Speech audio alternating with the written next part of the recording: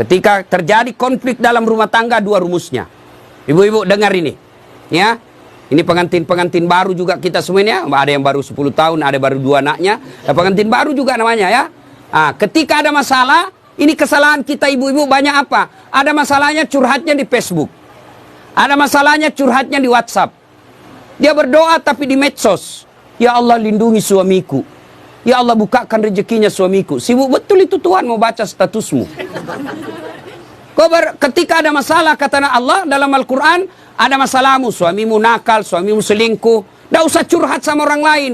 Ini ibu-ibu gampang betul dia curhat sama tetangganya. Ngapain kau cerita masalah rumah tanggamu ke tetangga?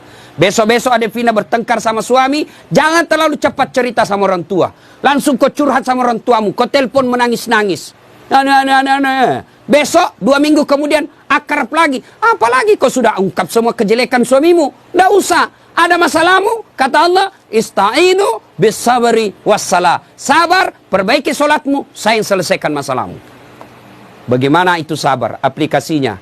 Alladzi idza asabatu musibah qalu inna lillahi wa inna ilaihi raji'un.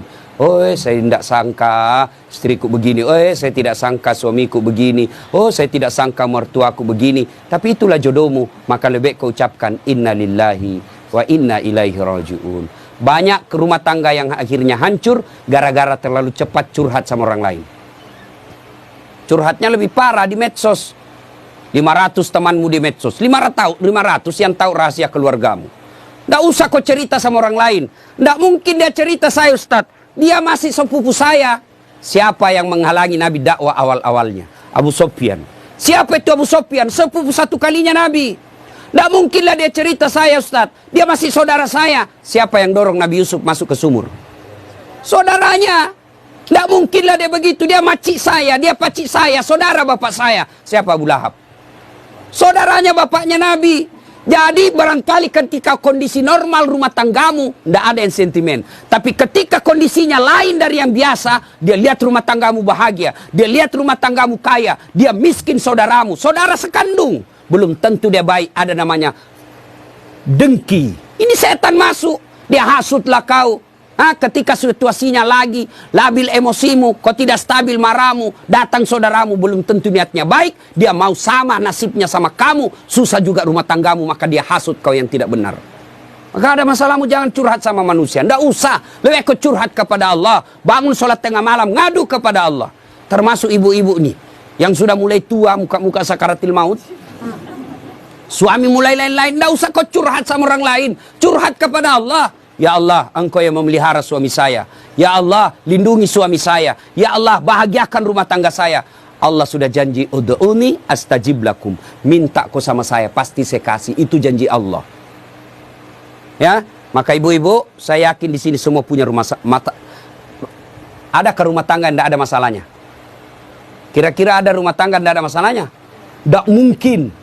Jangankan manusia biasa, Nabi saja ada masalahnya. Dalam rumah tangga, dalam struktur keluarga, Nabi diusir. Diusir dari Mekah kan, hijrah ke Madinah. Siapa yang usir? Bukan orang lain. Siapa? Pamannya sendiri. Dalam ekonomi, apa Nabi kaya? Tidak, Khadijah tadinya kaya, miskin setelah bersuamikan Rasulullah. Sampai dijelaskan pernah 3 hari 3 malam tidak makan. Itu Nabi. Dalam kesetiaan rumah tangga, Nabi pernah diuji dengan kesabarannya. Dengan cara apa? Aisyah difitnah selingkuh. Itu Nabi, apalagi kita. Ada yang bilang sama Ustaz, hebat betul rumah tangganya. Kenapa? Bahagianya rumah tangganya. Kenapa kau tahu? Itu foto-fotonya di Facebook, romantisnya. Ya itu foto di Facebook berapa menit kita bisa bikin. Bodoh itu namanya kalau bertengkar dia share di Facebook. Beleng-beleng namanya itu. Tak mungkin lah, semua yang baik-baik. Maka begitu ada masalah, ista'inu bis-sabri was-shalah. Sabar saja. Yang kedua, perbaiki sholat. Nah ini sholat yang jadi masalah. Ya, apalagi kalau pengantin baru, subuh terutama. Allah kasih toleransi. Tapi sekarang sudah modern Pak. Ada air hangat, ada air sudah tidak seperti pengantin baru dulu kan. Rumah tidak ada kamarnya.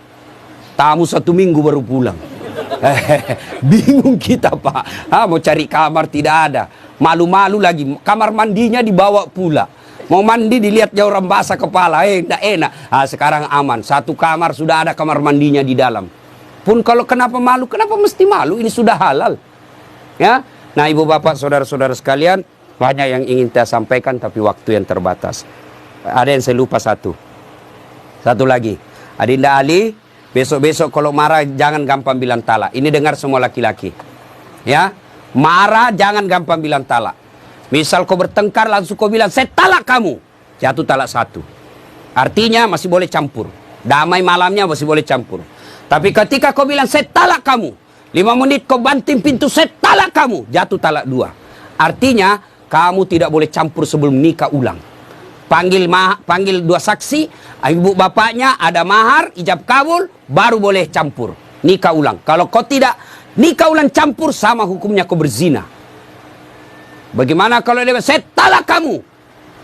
5 menit kemudian saya talak betul kau. Keluar dari rumahnya dia, banting pintu, saya talak kau cilaka. Jatuh talak 3. Artinya apa?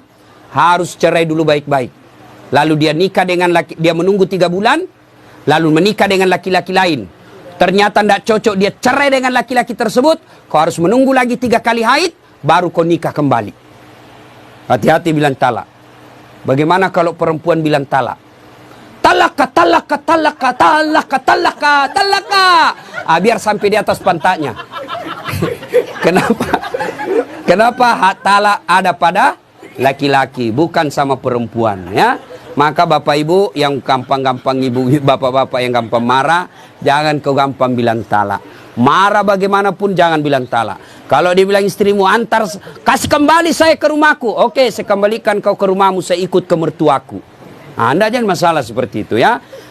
Besok-besok Ali cari harta, jangan menghalalkan segala cara. Tapi insya Allah, saya tahu betul ini VJ atau Ali sangat disiplin dalam soal halal atau haram. Insya Allah. Demikian, mudah-mudahan ada manfaat. Sebelum kita akhiri, mari kita kirimkan suratul Fatihah kepada Rasulullah Muhammad SAW. Khasiat dan keutamannya kita ikhlaskan untuk kedua mempelai. Mudah-mudahan menjadi keluarga sakinah mawaddah warahmah, diperkumpulkan bukan cuma di dunia, tapi insya Allah sampai di akhirat kelak.